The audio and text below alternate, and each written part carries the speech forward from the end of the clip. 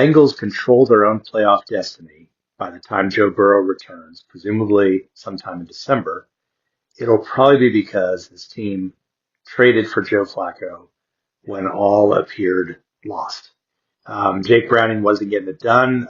Some miraculous almost comebacks were not going to cut it against what might have been just more prevent defense rather than the kind of defenses Browning was seeing in the first half.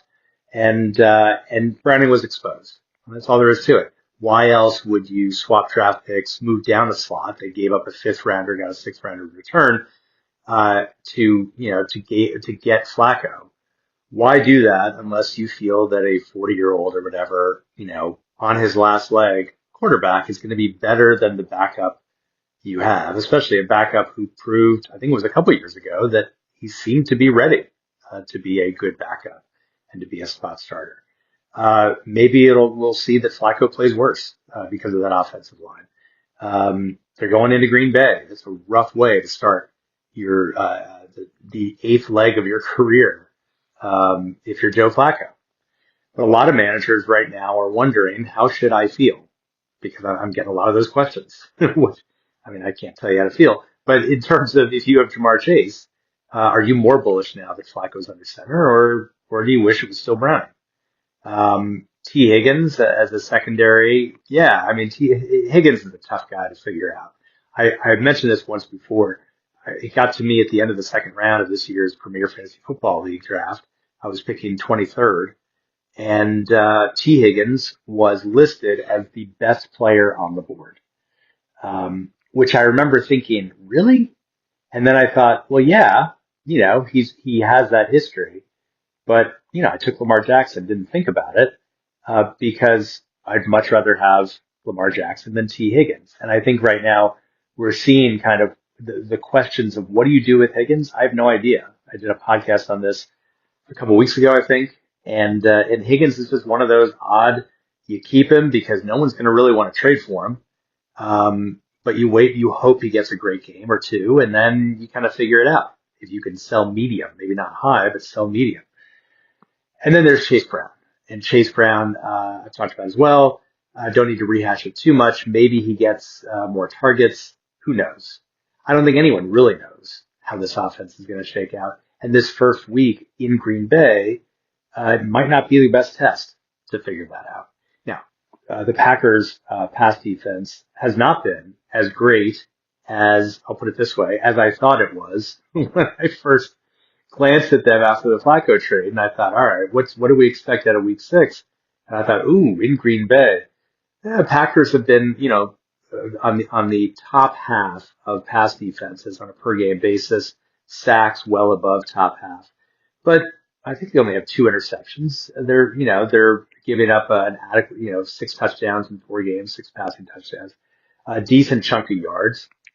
They're not exactly stifling defenses compared to other teams. They're doing a pretty good job. And it may be that sack differential, that what they have on that line is going to prove to be the difference and Flacco's downfall in week 6. But I do think that this is a sign from Cincinnati that they do want to try to get enough wins. They're not giving up on the season. They know that Browning is not going to get it done. It's a desperation move, and it's a transparent desperation move. They're not fooling anyone.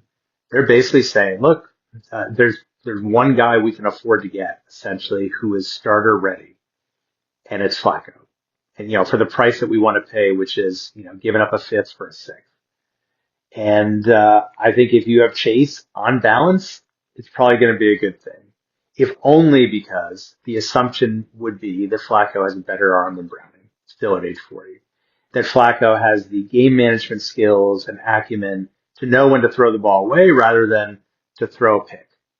And those kinds of situations allow for more pass attempts. Flacco these days is throwing it, 40 times a game, whatever, which is going to help Chase more than if Browning is just playing catch up. What this means for T. Higgins, like I said, I'm neutral. And for Chase Brown, I'm neutral. There's really no one else to talk about on that team, and that's what's so concerning right now, is that if you have any Bengals on your team, it's kind of Chase or bust.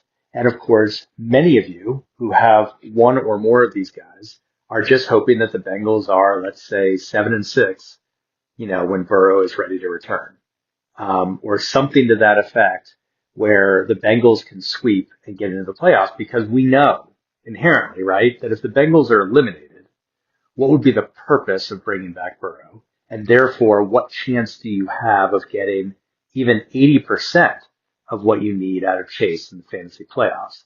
That's the big issue. So as you're sizing up whether to bail on Chase right now, you might look at the upcoming schedule, try to figure out the wins and losses that are realistic, and assess if you think by the end of week 13 or the end of week 14, whatever it is, whenever Burrow, the latest expectations of when he's coming back, if it looks like they're going to be below 500, and if the sense is that they're going to have to be above 500 to be able to, well, maybe there's a chance then. But if they're well below 500, if you look at their upcoming schedule and just say, I don't know how they win this, then, that's the sign right there to bail.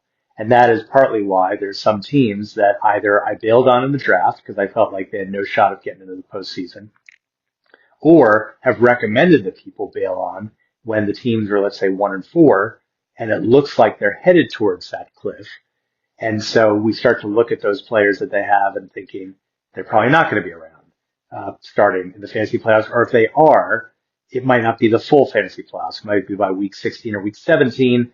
They have a slight, pull and a hamstring or something like that. Not that it's a serious issue. And, they're out for the rest of the season. That's it. So the Flacco trade is fascinating. It could also be one big nothing burger at the end of the day, where you're swapping out one underperformer for another. But I will say this, Flacco has never had a receiver in Jamar Chase. And so that unknown alone makes this intriguing. I'm BJ Riddell, Fantasy Football for Winners. Follow me on the blog. Email me anytime. We'll see you tomorrow.